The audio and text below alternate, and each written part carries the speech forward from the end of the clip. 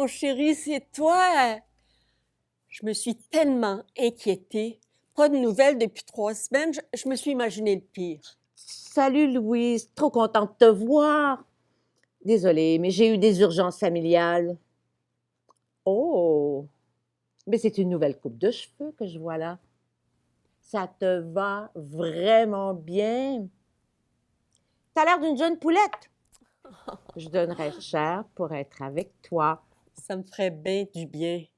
Justement, tu devais me dire quand tu venais me retrouver. C'est dur d'attendre comme ça.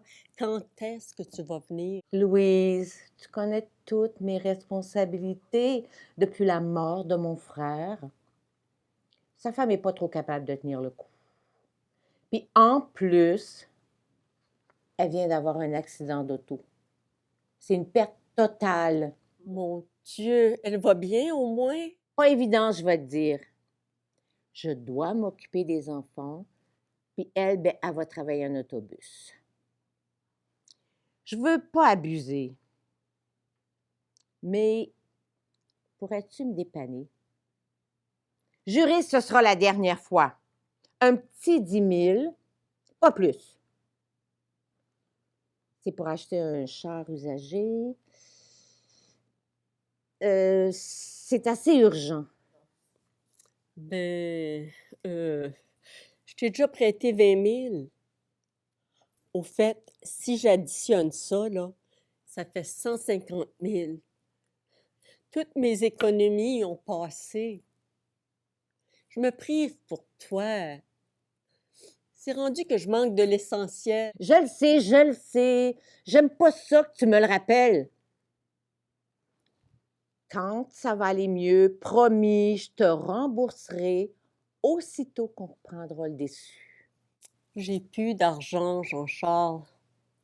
Tu pourras emprunter. Puis tu as sûrement une très, très bonne cote de crédit.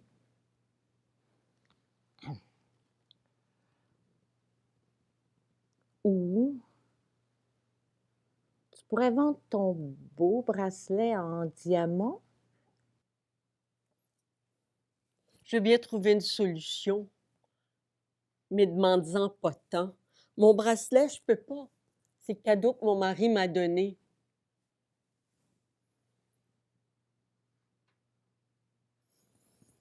Ben, je pourrais en parler à ma fille. Ben non, parle-en pas à ta famille. Comment ça, tu parles encore à ta fille? Je t'avais dit d'arrêter ça. Ce que je comprends, là, c'est que tu veux pas m'aider. Moi qui avais tellement confiance en toi. Mais Jean-Charles, ma fille, c'est ma famille. Elle s'inquiète pour moi.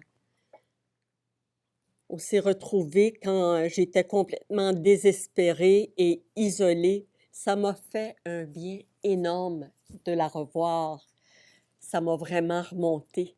Même que je songe à appliquer pour un petit boulot dans un grand magasin. Je crois que j'ai de bonnes chances d'être embauchée. Mais tu comprends pas, Louise. C'est maintenant que j'ai besoin d'argent. Si tu veux qu'on continue nous deux, ben il va falloir que tu prouves que tu tiens à moi.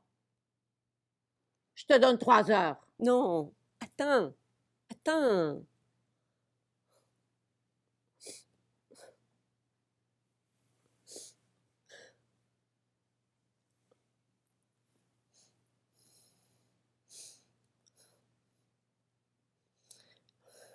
OK, je vais le vendre, mon bracelet.